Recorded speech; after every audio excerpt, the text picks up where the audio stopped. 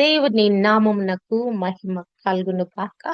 Heavenly light ministries global prayer tower ఆధ్వర్యంలో జరుగుతున్న ఉదయకాలపు స్తుతి ఆరాధన కూడికొచ్చిన మిమ్మల్ని అందరినీ ప్రేమపూర్వకంగా ఆహ్వానిస్తున్నాను.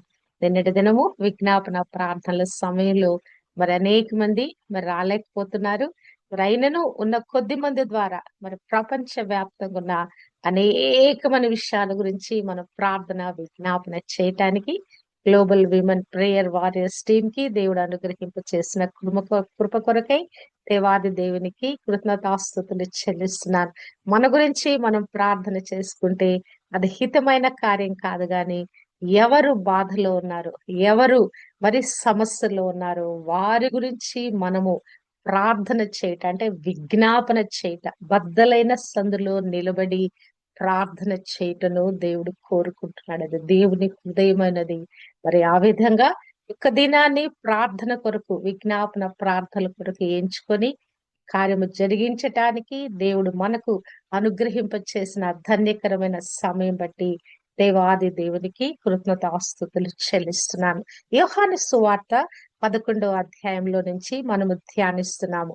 నిన్నటి దినము బేతనియా గ్రామానికి సంబంధించిన మార్తా, మరియా, లాజరు అనేవారు మరి గురించి మరి యొక్క అధ్యాయము ప్రారంభించబడింది.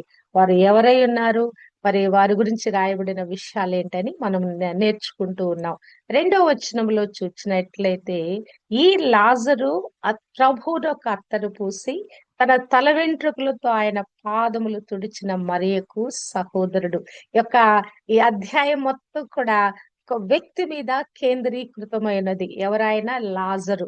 ఆ లాజర్ అనే వ్యక్తి గురించిన విషయాలు ఈ అధ్యాయం అంతా పొందుపరచబడి ఉన్నాయి. ఒక గొప్ప సత్యము ఈ మానవాళికి మరి అనుగ్రహించబడిన గొప్ప అద్భుత కార్యం గురించి ఈ యొక్క గ్రంథంలో పొందుపరచబడినది. మరి లాజరు మృతి గెలిచి లేచుట, మృతిని మరి జయించి లేచుటలో మరి క్రీస్తు ప్రభు యొక్క పాత్ర గురించి ఈ అధ్యాయము వివరిస్తుంది. ఈ మొదటి వచనంలో రాయబడిన మాట, లాజరు రోగి అయి ఉన్నాడు. మరి అతని గురించి మరి చెప్పబడుతున్న మరి యొక్క విషయాల ఆ సంబోధనలు, అతను రోగి అయి ఉన్నాడని ఒక ప్రత్యేకంగా అతని గురించి రాయబడింది. రోగాలు అనేవి సహజ స్థితిలో మనందరికీ వస్తాయి రోగాలు, అవునా కాదా? ఊరికనే మరి జలుబులు, మరి యొక్క కోళ్ళు, కఫ్స్ ఇవన్నీ కూడా మరి మనని ఆవరిస్తా ఉన్నాయి. యొక్క వాతావరణ పరిస్థితులు ఎక్కడ కొంచెం చేంజ్ వచ్చినా కూడా మానవుని శరీరం మీద అవి ప్రభావితం చూపిస్తాయి కదా. అలా గత వారం అంతా కూడా నేను ఈ కోళ్ళతోటి దీంతో సఫర్ అయ్యాను. తిరిగి దేవుడు నన్ను రిస్టోర్ చేస్తా ఉన్నాడు. అంటే రోగాలు అనేవి ఈ యొక్క శరీరానికి న్యాచురల్ గా వస్తాయి.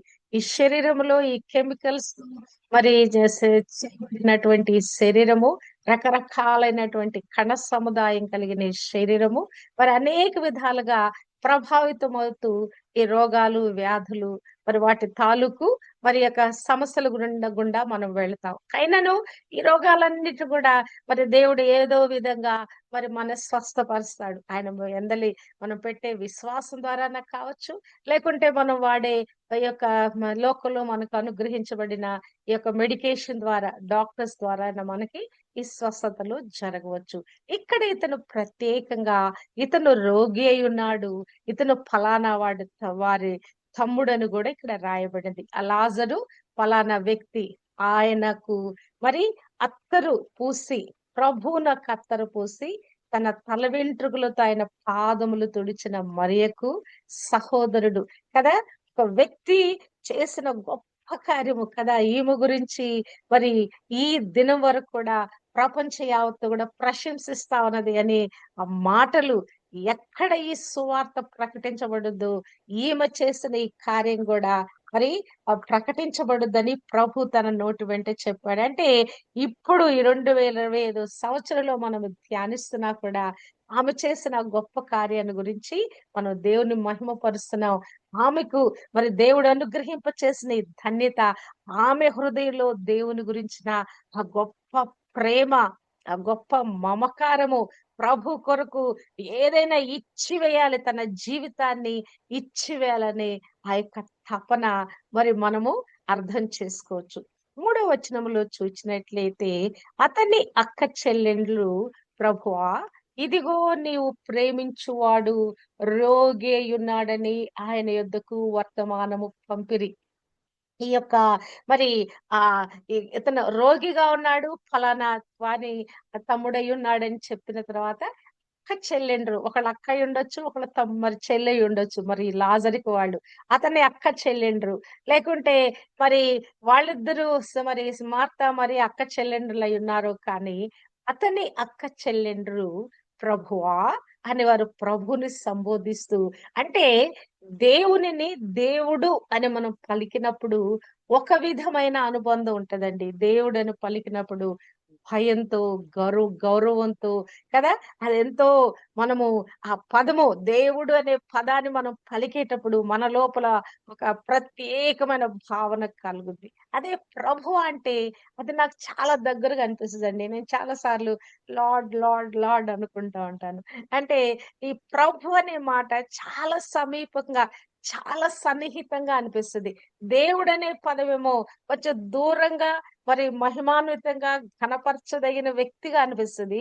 ప్రభు అనే పదం దగ్గరకొచ్చేటప్పటికి అదేదో సొంతగా, నా సొంతగా దేవుడు, నా సొంత వాడనే ఒక భావన కలుగుద్ది. ఇక్కడ వీళ్ళు కూడా ప్రభువా అని ఇక్కడ వీరు సంబోధిస్తా ఉన్నారు. ఇదిగో నీవు ప్రేమించువాడు రోగి ఉన్నాడని. ఇక్కడ లాజరును దేవుడు ప్రత్యేకంగా ప్రేమిస్తున్నాడని ఈ రాయబడిన మాట చూస్తే నిజంగా అసలు మార్తా పరిచర్య చేసింది. మరి మరియా దేవుని యొక్క అభిషేకించటానికి ఆమె తన ప్రయాసపడింది. కానీ ఇక్కడ లాజర్ అనే వ్యక్తి ఏం చేశాడో ఇక్కడ రాయబడలేదు.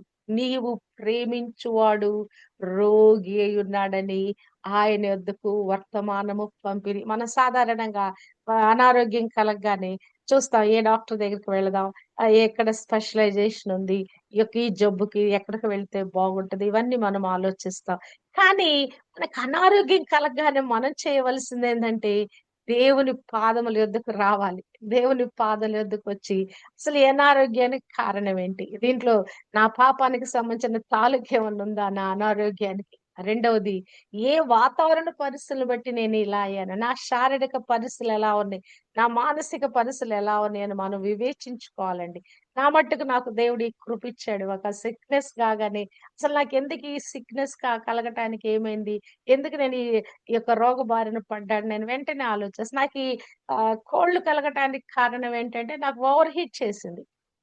ఓవర్ హీట్‌లో నుంచి నాకు ఈ యొక్క కోల్డొచ్చిందనమాట. అప్పుడు నేను దాని గురించిన రెమెడీస్ అన్నీ చేశాను. ఈ సిస్టాన్ని, నా బాడీ సిస్టాన్ని ఎలా కూల్ చేయాలని దాని గురించిన కేర్ అంతా నేను తీసుకున్నాను. ఒకటి 2 టాబ్లెట్స్ కూడా వేసుకున్నాను. 2 రోజులు జ్వరమొచ్చింది. టాబ్లెట్స్ కూడా వేసుకున్నాను. తర్వాత దేవుని వాక్యాన్ని క్లెయిమ్ చేశాను. అయ్యా! నువ్వు పొందిన దెబ్బలు, గాయములోని స్వస్థత ఉందయ్యా! నా పాపములను రాను మీద నువ్వు మోసుకున్నావు. నా పాప దోష అతిక్రమాలేమన్నా ఉంటే దయతో నన్ను క్షమించు ప్రభు అని. ఇంకా రోగి ఉన్నాడని దేవునికి వర్తమానం పంపిస్తా ఉన్నారు. ఆ దినాలలో వర్తమానం ఎలా వెళ్ళేదండి? ఇప్పుడు మనము ఇహ ఒక అది ఒక చిన్న కాల్ చేసేస్తే ఎక్కడో ఉన్న వాళ్ళకి వెళ్ళిపోద్ది కదా! ఒక వాట్సాప్‌లో మెసేజ్ పెడితే అది వెంటనే వెళ్ళిపోతా ఉంది. మనకి దేవుడు ఎంత టెక్నాలజీ ఇచ్చాడు. ఆ దినాలలో ఏదైనా వర్తమానం పంపించాలంటే ఎవరినైనా తోడిచ్చి పంపించాలి. ఆ వర్తమానము పాత కాలంలో మన చిన్న కాలంలో గూడా మరి ఇటు విధంగానే ఉండేది. మెసెంజర్స్ ఉండేవాళ్ళు. వాళ్ళ ద్వారా వర్తమానాలు వెళ్ళి ఒక ఊరు నుంచి ఒక ఊరికి వెళ్ళాలంటే మరి చాలా సమయంతో కూడిన పనిగా, ప్రయాసతో కూడిన పనిగా ఉన్న దేవుడు దాన్ని ఇప్పుడు ఎంతో సింప్లిఫై చేసి మరి చేతుల్లోనే మరి ప్రపంచాన్ని మనం ఆపరేట్ చేయటానికి దేవుడు కృప దయచేశాడు. ఈ రోగి ఉన్నాడని వారు వర్తమానం పంపారంట. అంటే ఆయన బేతనియ జెరూసలేంకి మరి 2 మైళ్ళ దూరంలో ఉంది. కానీ ప్రభువు మరి తరచుగా వారి మరి సందర్శిస్తున్నాడు. కుటుంబంతో ఆయనకొక ప్రత్యేకమైన అనుభవం ఉన్నది.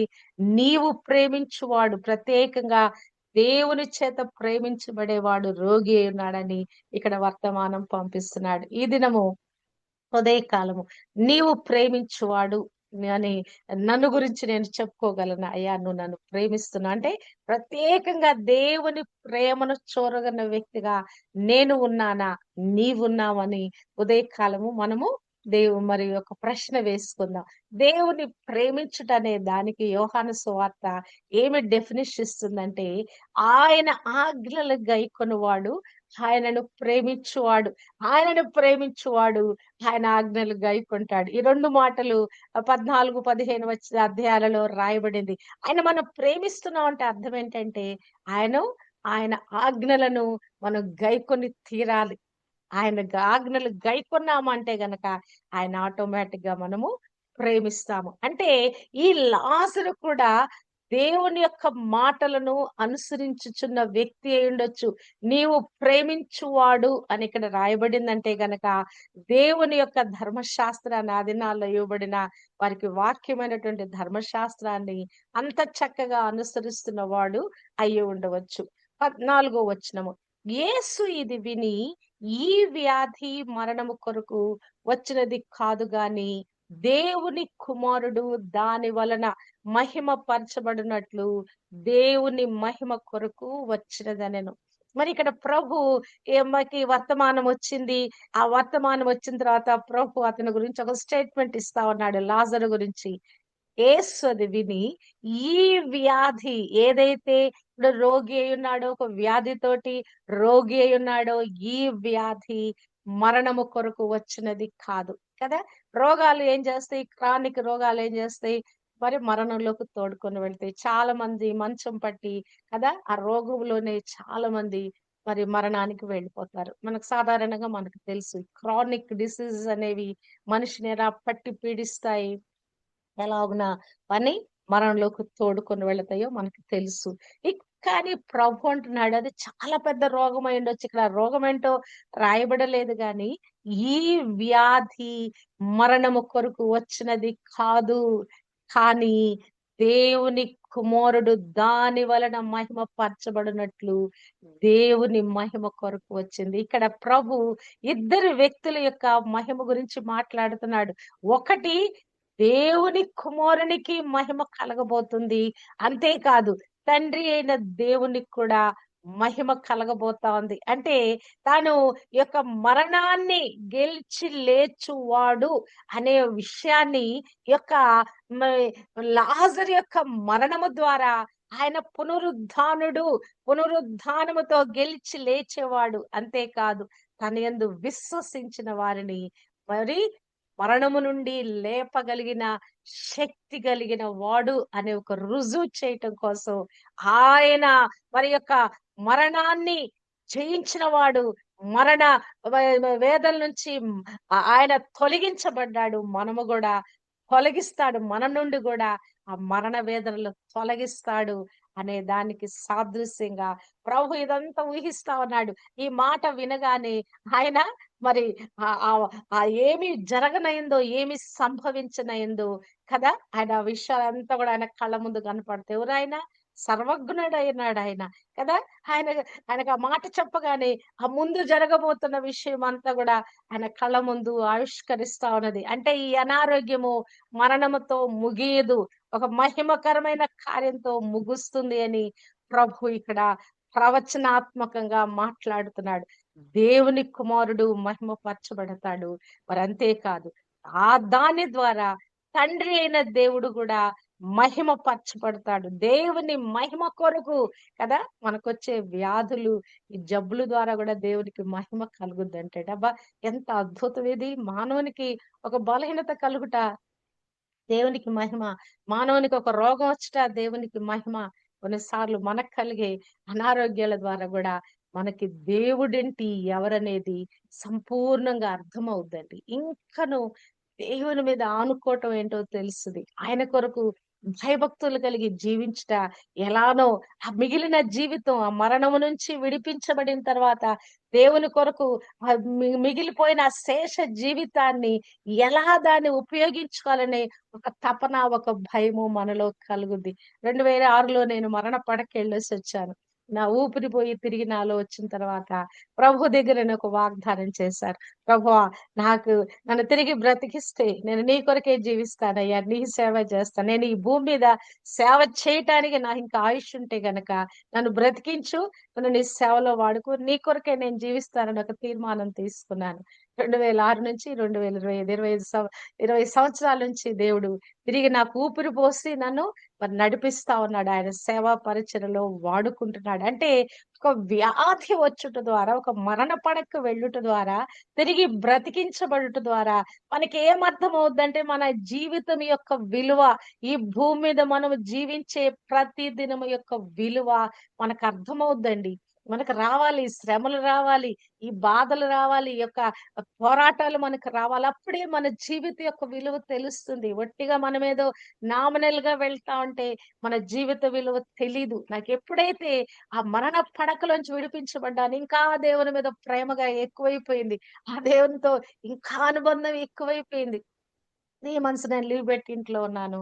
అసలు ఎన్ని అధ్యాయాలు చదివానో చెప్పొద్దు. అసలు కూర్చొని నాకు ఓపికన్నంత వరకి పుస్తకాలు చదివేశాను. నా యొక్క సిక్‌నెస్‌లో ఇంకనూ దేవునికి సమీపస్తురాలుగా, ఇంకనూ దేవునిలో ఇంకా నేను లోతులోకి ఎలా వెళ్ళాలి, ఆయన ఎలాగో మహిమపరచాలి, ఆయన కొరకు ఎలా జీవించాలని ఆ తపనతో ప్రభువుకి ఇంకను సమీపస్తురాలనయ్యాను. ఈ అనుభవం గుండా వెళ్ళిన ప్రతి ఒక్కరిలో దేవుని మీద ప్రేమ పెరుగుద్దండి. దేవుని కొరకు జీవించాలనే తపన ఎక్కువవుద్ది. ఆల్రెడీ మనలో ఉన్నదాన్ని దేవుడు దాన్ని ఇంకను గూడా ప్రజ్వలింప చేస్తాడు. హల్లెలూయా! ఇక్కడ ఈ వ్యాధి మరి మరణము కొరకు వచ్చింది కాదు. రోగి ఉన్నాడట. అతను ఎంతో రోగములో ఉన్నాడు. ఇక వైద్యుల ద్వారా అయిన పరిస్థితులు కనిపించటం లేదు. అందును బట్టి ప్రభువుని ఆశ్రయిస్తూ మరి వాళ్ళు కబురు పెట్టారు. ప్రభువేమో ఈ వ్యాధి మరణము కొరకు వచ్చింది కాదు. దేవుడు, దేవుని కుమారుడిద్దరు కూడా మహిమ పరచటానికి వచ్చిందన్నాడు. ప్రభువు మరొక ప్రత్యేకమైన స్టేట్మెంట్ ఇక్కడ మరి ప్రభువు వారిని ఎలా ప్రేమించాడో రాయబడింది. 5వ వచనములో యేసు మార్తను, ఆమె సహోదరిని లాజరును ప్రేమించెను. అబ్బా! చూడండి, ప్రత్యేకంగా ఒక్కొక్కరిని ఆయన ప్రేమిస్తున్నట్లు ఇక్కడ రాయబడింది. దేవుడు లోకమును ఎంతో ప్రేమించెను కదా! ఈ లోకంలో ఉన్న ప్రతి ఒక్క వ్యక్తిని దేవుడు ప్రేమించాడు. కానీ వ్యక్తిగతంగా ఒక్కొక్కరిని ప్రేమిస్తున్నాడండి. ప్రతి ఒక్కరిని రూపించటంలో, ప్రతి ఒక్కరిని ఈ లోకానికి తీసుకొని వచ్చేట్లో, ప్రతి ఒక్కరి జీవితం గురించి దేవుడు ఒక ప్రత్యేకమైన ఉద్దేశం కలిగి ఉన్నాడు. అవునా కాదా? జగత్ పునాది వేయబడక ముందే క్రీస్తులో ఆయన మిమ్మల్ని ఏర్పరచుకొనెను. తల్లి గర్భంలో రూపించబడక ముందే నేను నిన్ను ఎరిగి ఉన్నాను. అంటే ప్రతి ఒక్కరి గురించి కూడా ఆయన ఒక ప్రత్యేకమైన ప్రేమను కలిగున్నాడు. వ్యక్తిగత రక్షకుడుగా కదా! ఆయన వ్యక్తిగత స్నేహితుడుగా మనందరినీ ప్రేమిస్తున్నాడండి. నా పేరు బెట్టి నన్ను ప్రేమిస్తున్నాడు. మీ పేరు బట్టి దేవుడు మిమ్మల్ని ప్రేమిస్తున్నాడు. యేసు మార్తను, ఆమె సహోదరిని, మరియను, లాజరును ప్రేమించెను. ముగ్గురిని ప్రేమిస్తున్నాడండి. ఎవరి మీదైనా ప్రేమ మనకెప్పుడు అధికమవుద్ది? ఆలోచిద్దాం. అవునా? వారు మనల్ని ప్రేమిస్తే అధికమవుద్ది. వారు మనం చెప్పినట్లుగా మనకిష్టమైన రీతిగా వాళ్ళు ప్రవర్తిస్తే వాళ్ళ మీద మనకు ప్రేమొస్తది. సాధారణంగా క తల్లిదండ్రులుగా మన బిడ్డలను ప్రేమిస్తాము. అమ్మా, నాన్న ప్రేమిస్తాము. సహజమైన ప్రేమలు కొన్నున్నాయి. కానీ ఇక్కడ దేవుడు చెప్పే మాట అగాపే ప్రేమ గురించి మాట్లాడుతున్నాడు. దేవుడు, ప్రభు వారిని ప్రత్యేకంగా ప్రేమిస్తున్నాడు. అంతులేని ప్రేమతో వారిని ఒక్కొక్కరిని ప్రేమిస్తున్నాడు. అంటే ఎవరికి వారు ప్రభుని వారు గూడా ప్రేమిస్తున్నారండి. మార్త తన లెవెల్‌లో తను ప్రేమిస్తా ఉంది. మరియ తన లెవెల్‌లో తను ప్రేమిస్తా ఉంది. లాజరు ఏం చేశాడు ఇక్కడ రాయబడలేదు గానీ, లాజరు గూడా ప్రభుని ప్రేమించే కొన్ని కార్యాలు చేస్తుంటాడు. ప్రేమను ప్రకటించాలంటే కార్యాలు చేయాలండి. క్రియలుండాలండి. ఒట్టిగా ప్రేమ, ప్రేమ, ప్రేమ అని పదం పలికితే సరిపోదు. ఐ లవ్ యూ అని మరి ఊసులాడుకుంటే సరిపోదు. ఆ ప్రేమ, నేను నిన్ను ప్రేమిస్తున్నాను అంటే, ఆ ప్రేమకు సంబంధించిన ఆ కార్యము మనము చేయగలగాలి. ఆ యొక్క ప్రేమను మన క్రియలలో కనపరచగలగాలి. ప్రభువు వారిని ప్రేమిస్తున్నాడంటే they did something to lord. వాళ్ళు ఏదో ఒక కార్యము, తమ ధనము, బలము, సమయాన్ని దేవునికి ఖచ్చితంగా ఇచ్చుంటారు. తమ టాలెంట్స్ ఇచ్చుంటారు కదా! వారి ఆ జీవితంలో వారికి కలిగిన ప్రత్యేకతలన్నీ గూడా దేవుని కొరకు ఇచ్చివేస్తుంటారు. వారి గృహాన్ని దేవుని కొరకు ఇచ్చివేశారండి. వారి జీవితాన్ని దేవుని కొరకు ఇచ్చివేశారు. ప్రభు ఆ బేతనీకి ఎప్పుడొచ్చినా గూడా వారింట్లో బస చేసేవాడంట. ఆ బస చేయటం అంటే ఆయన ఒక్కడే వచ్చేవాడా? మరి మంది మార్బలంతో వచ్చేవాడు. వెనక 12 మంది శిష్యులు ఇంకా మరి ఆ ఊర్లో ఉన్నవారు ప్రభు వచ్చాడని తెలిస్తే వాళ్ళందరూ గూడా గుంపుగా వచ్చారు. ప్రభు వచ్చినప్పుడల్లా ఆతిథ్యం ఇవ్వాల్సిన పనుంటది. ఒక దైవజనుడు గృహానికొస్తే ఎంత హడావుడుంటది. అవునా కదా! వాళ్ళు వెళ్ళిన దాకా మన అటెన్షన్ అంతా వాళ్ళ మీదే ఉంటది. మన మీటింగ్ అయినప్పుడు గూడా దైవజనుడు పంజాబ్ నుంచి వచ్చినప్పుడు ఆయనతో పాటు నలుగురు, ఐదురొచ్చారు. మరి వారందరిని గూడా ఘనపరచటానికి దేవుడు మాకు కృప దయచేసాడు. అంటే ఈ యొక్క గృహానికి ప్రభు ఎప్పుడు వచ్చినా గూడా అది ఆతిథ్యం ఇచ్చే గృహంగా, ప్రభుని ఘనపరిచే గృహంగా, అంతేగాదు ఆయనతో వచ్చిన వారందరినీ కూడా సరైన విధంగా వారిని మరి ఘనపరిచి పంపించే గృహంగా ఉందండి. అంటే ఈ పాత్రలో లాజరు కూడా ఈ యొక్క ఈ పనిలో పాలిభాగస్తులై ఉంటారు. అక్క చెల్లెలిద్దరు ఉన్నారు. పురుషుడుగా మరి తన యొక్క వంతు బాధ్యతను నెరవేర్చి ఉంటాడు. ప్రభు లాజరును గూడా ప్రేమించాడు. లాజరు చేసిన కార్యము రాయకపోయినా గూడా ప్రభు ఇక్కడ ప్రత్యేకంగా ప్రేమిస్తున్నాడు అనే మాట రాయబడిందంటే ఖచ్చితంగా లాజరు గూడా తన వంతు పనిలో ప్రభు యొక్క పరిచర్యలో ఆయన గూడా తన వంతు సహకారం అందించి సహకారము అందించి ఉండవచ్చు. అంటే నాకర్థమైన దాంట్లో నేను మాట్లాడుతున్నాను. అతడు రోగి అయ్యున్నాడని యేసు వినినప్పుడు తానున్న చోటనే ఇక 2 దినములు నిలిచెను. సాధారణంగా ఎవరికైనా బాగలేదని తెలిస్తే మనం ఏం చేస్తాం? పరుగులెత్తుతాం. అవునా కాదా?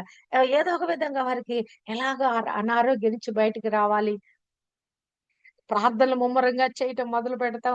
మరి ఏ డాక్టర్ దగ్గరికి వెళ్ళాలని మనం సూచిస్తాం. ఏ హాస్పిటల్ అయితే బాగుండని మనము మరి ఆలోచిస్తాము. ఏదో ఒక విధంగా మన ప్రేమించే వ్యక్తుల గురించి మనము చాలా హడావుడి పడతాం కదా! కుటుంబంలో ఎవరికైనా అనారోగ్యం కలిగిందంటే అది మనకే ఆ బాధ అన్నట్లుగా మనం ప్రవర్తిస్తాం. ఇది మానవ సహజమైనది కదా! ప్రభు కూడా మరి ఇక్కడ స్పందించాలి. అరే! అంతగా ప్రేమించేవాడు బా బా బాగలేదని విని అతడు రోగి అయ్యున్నాడని విని యేసు వినినప్పుడు తానున్న చోటనే ఇంకా 2 దినములు నిలిచెను. అబ్బా! ఇదేంటి? బాగలేని వ్యక్తి గురించి ప్రభు వెళ్లి త్వరగా అతన్ని స్వస్థపరచకుండా ఇంకా 2 దినములు అక్కడే ఉన్నాడంట. అబ్బా! చూడండి నిజంగా ఈ మాట ఆశ్చర్యం అనిపించడం లేదా? అంతగా ప్రేమించిన వాళ్ళ కొరకు ప్రభు త్వరపడి వెళ్ళకుండా ఆయన ఉన్న చోటనే 2 దినాలు మరక్కడ ఉండిపోయాడంటే, అంటే ఈ యొక్క రోగము ఇంకొంచెం ముదిరిపోవాలన్నమాట. ఆయన మరణానికి ఎళ్ళిపోవాలన్నమాట కదా! అతనికి వైద్యులు చేతులెత్తేస్తుంటారు. అమ్మో! మా వల్ల కాదు ఈ వైద్యము. ఇతన్ని బాగు చేయటం మా వల్ల కాదని చెప్పుంటారు. ఇక వాళ్ళ ఆఖరి నిరీక్షణ ప్రభు మీద పెట్టారు. ప్రభువే ఇతన్ని బాగు చేయగలడు. ఇది మానవుల వల్ల అయ్యే పని కాదని వాళ్ళు దేవుని వైపు చూస్తూ ప్రభువుకు వర్తమానం పంపిస్తే, ఆ మాట విన్న తర్వాత గూడా మరి ప్రభు అక్కడ ఆగిపోయాడంట. కదా! ఇతను రోగిగున్న స్టేటస్ ఒకటి. అక్కడి నుంచి మనుషులను నియమించుకొని ప్రభు ఎక్కడున్నాడో కనుక్కొని వాళ్ళని పంపించడం వేరు. వాళ్ళ ప్రయాణానికి ఒక దినం ఎంతో పట్టుంటది. మరి అక్కడికి వెళ్ళిన తర్వాత కూడా ప్రభు మరి ఇంకా 2 దినాలు అక్కడే ఉన్నాడట. ఆ వర్తమానం వినినప్పుడు తానున్న చోటనే ప్రభు ఇంకను 2 దినములు ఉండెను. అబ్బా! ప్రభు ఇక కాలయాపన ఎందుకు జేస్తున్నాడు? మన జీవితాల్లో గూడా కొన్నిసార్లు మనకేమనిపిస్తదంటే, ఒక సమస్య గురించి మనం ప్రార్థన జేస్తున్నాం. మనకెలా ఉంటదంటే, ఆ సమస్య తీవ్రత అసలది మనం భరించలేనంత సమస్యగా ఉంటది. దాని తాలూకు బాధ, ఆ సమస్య అసలు మనను కూర్చోనివ్వదు, నిలబడనివ్వదు. ఇటువంటి పరిస్థితుల్లో మనకెవరన్నా సహాయం చేస్తారనుకున్నప్పుడు, వాళ్ళు సహాయం చేయటానికి వెంటనే రారు. మనం గూడా ప్రార్థన చేస్తా ఉంటాం విశ్వాసం ద్వారా. విశ్వాసంతో ప్రార్థన చేస్తా ఉంటాం. ప్రభు వెంటనే జవాబివ్వాలి. ఈ సమస్యను పరిష్కరించాలని మనం తీవ్రమైన పట్టుదలతో ఇక ఆయన సన్నిధిలో కన్నీరు గారుస్తూ, పాదాలు పట్టుకుంటూ, ఇక మొరపెడుతూ ఉంటాం. ఒక మరి దేవుని యొద్ద నుంచి ఒక గొప్ప అద్భుతం పొందుకోవటానికి మనం కనిపెట్టి ఉంటాం. కానీ దేవుడు నిమ్మళంగా ఉంటాడు ఆయన. కొన్నిసార్లు మాట్లాడడు. అసలు మన ప్రార్థన వింటున్నాడో లేదో గూడా అర్థం గాని అయోమయ పరిస్థితి మనకు కలుగుద్ది. అవునా కాదా? జవాబు రాదు. ఎంతగా ప్రార్థించినా ప్రభు యొద్ద నుంచి ఒక దర్శనం రాదు, ఒక స్వరం వినపడదు. అసలు ఏమి నిశ్చలంగా ఉంటది. అసలు నేను ప్రార్థన చేస్తున్నాను. అసలు నిజంగా నా ప్రార్థన దేవుని దగ్గరికి వెళుతుందా అని మనకే ఆశ్చర్యం కలుగుద్ది. నిరుత్సాహం వచ్చేస్తది. నీరసం వచ్చేస్తది. ఏంటి ఇంత ప్రార్థన చేస్తున్నాను, ప్రభు పట్టించుకోడేంటి అని ఒక భయం కూడా కలుగుద్ది. అవునా కదా? కించిత్ కోపం కూడా వచ్చుద్ది. ఏంటి ప్రభా ఇంత ప్రార్థన చేస్తే నువ్వు పట్టించుకోవని మనకు అలక కూడా వచ్చుద్ది. ఇవన్నీ చాలా సార్లు మన ప్రార్థించే సమయంలో మనకు కలిగిన కష్ట ఆహ్, ఆ యొక్క స ఆ యొక్క ఆ పరిస్థితి గుండా మనం వెళ్ళినప్పుడు చాలా అంటే చాలాగా మరి ఇట్టి విధంగా మనం ఎంతో ఫీల్ అయ్యి ఉంటాం. ఎంతగానో ప్రయాసపడి ఉంటాం. ప్రభు కొన్నిసార్లు మౌనం అయిపోతాడు. చాలా సార్లు మనం ఏమనుకుంటామంటే మన ప్రార్థన దేవుడు వినలేదనుకుంటాం. కానీ ఇక్కడ మరి నిజమేంటంటే, వాస్తవం ఏంటంటే యేసు నామములో యథార్థమైన హృదయంతో మనం చేసే ప్రతి ప్రార్థన దేవుడు ఆలకించి ఉంటాడండి. మనం ఆయన చిత్తానుసారంగా మనం ఏది అడిగినను అది ఆయన మన మనవి ఆలకించును. వినేశాడు. మనం ఆయన చిత్తానుసారంగా ప్రార్థన చేశాము. ఆ ప్రార్థన ఆయన ఆలకించేశాడు. కానీ జవాబు పొందుకోటానికి ఆ పొందుకునే లెవెల్స్ కొన్నున్నాయండి. టైమ్ ఫిక్స్ చేయబడింది. సమయము ప్రతి దానికి ఈ భూమి మీద సమయం కలదు. అంటే ప్రార్థనకు జవాబు పొందుకోటానికి కూడా ఒక సమయము దేవుడు ఈ భూమి మీద నియమించి ఉన్నాడు. మన ప్రార్థన దేవునికి వినపడింది. ఆ జవాబు పొందుకోటానికి ఒక సమయము నిర్ణయించబడింది. ఆ నిర్ణయం చొప్పున మన జీవితంలో కార్యాలు జరుగుతాయి. దేవుడు అనుకుంటాడు కొన్నిసార్లు ఇది ఇన్‌స్టాంట్ గా జరిగిపోవాలనుకుంటాడు. ఆ సమయంలోనే వెంటనే అసలు అసలట్లా ప్రార్థన చేస్తాము. గోడకు కొట్టిన బంతి తిరిగి ఎలా వచ్చేస్తదో అటు విధంగా ప్రార్థనలకి జవాబొచ్చేస్తది. కొన్నిసార్లు కొంచెం మనం ప్రార్థిస్తుంటుండగానే కార్యాలు జరుగుతాయి. కొన్నిసార్లు మరసలు ప్రభు అసలు విననే వినటం లేదు. మనం ప్రార్థన చేయటం మరి అవసరమా అనేటువంటి మీమాంసలోకి వెళ్ళిపోయేంత పరిస్థితి గూడా కలుగుద్ది. అప్పుడు ప్రభు ఆ విషయమై ఆలస్యం చేస్తా ఉంటాడు. ఆలస్యం చేస్తా ఉంటాడు. ఎందుకు? మనలో విశ్వాసాన్ని ఇనుమడింప చేయటానికి. ఆయన మీద ఆధారపడే హృదయం మనకుందా లేదా? ఆ కనిపెట్టుకునే హృదయం ఉందా లేదా? ఆ యొక్క పేషెన్స్, ఆ సహనం మనలో ఉందా లేదా? అవునా కదా? ప్రభువు మనలో కోరుకునేది సహనము కలిగి ఉండాలని ప్రభు కోరుకుంటున్నాడండి. త్వరపడి మనం చాలా మానవ నైజం ఎలా ఉంటదంటే అన్నీ గూడా ఫటాఫట్ అయిపోవాలనే ఒక మనసు మనం కలిగుంటాం. కానీ ప్రభు ఏమంటున్నాడంటే wait upon me, wait upon me. నా మీద నిరీక్షణ పెట్టండి. నా మీద అనుకోనండి. నా మీద ఆధారపడండి. నన్ను విశ్వసించటం ఒక్కటే కాదు, ఆ విశ్వాసానికి తగిన క్రియలు కూడా మీలో ఉండాలి. విశ్వాసం పెట్టామంటే ఒక నిరీక్షణ మనం కలిగి ఉండాలి. ఒక సహనం మనం కలిగి ఉండాలి. ఒక ఓర్పు మనం కలిగి ఉండాలి. ఈ ఓర్పు, సహనం లేకపోతే దేవుని యొద్ద నుంచి మనం పొందుకోలేమండి. ఆయన యొద్ద నుంచి మనం పొందుకోవాలంటే తప్పనిసరిగా నిరీక్షించేటువంటి ఆ హృదయం మనకు కావాలి. ఇక్కడ మరి ప్రభు మరో 2 దినాలు మరక్కడ వెయిట్ చేస్తున్నాడు. ఆలస్యం చేస్తా ఉన్నాడు. ఆయన రోగంతో చచ్చిపోయే పరిస్థితిలో ఉండి వాళ్ళు కబురు పెడితే ప్రభు ఇంకా 2 రోజులు అక్కడే మరి కాలయాపన చేస్తా ఉన్నాడు. నేను నా జీవితంలో కూడా దేవుడు కాలయాపన చేస్తున్నాడేమో! ఒక అద్భుతమైనది better thing, the best thing మనకివ్వటానికి ప్రభు ఆలస్యం చేస్తున్నాడేమో! నేను ఇదే అనుకుంటాను కదా! ఇంకా లేట్ కావటం వల్ల ఇంకొంచెం ఎక్కువ ప్రార్థన చేస్తాం గదా! ఇంకో 2 రోజులు ఇంకా లేట్ అయిందనుకో, ఈ 2 రోజులు ఇంకా ప్రార్థన చేస్తాం దేవుని సన్నిధిలో. ఆ విషయమై కనిపెట్టి ప్రార్థన చేస్తాం. ఇంకను మరి పట్టుదలతో ప్రార్థన చేస్తాం.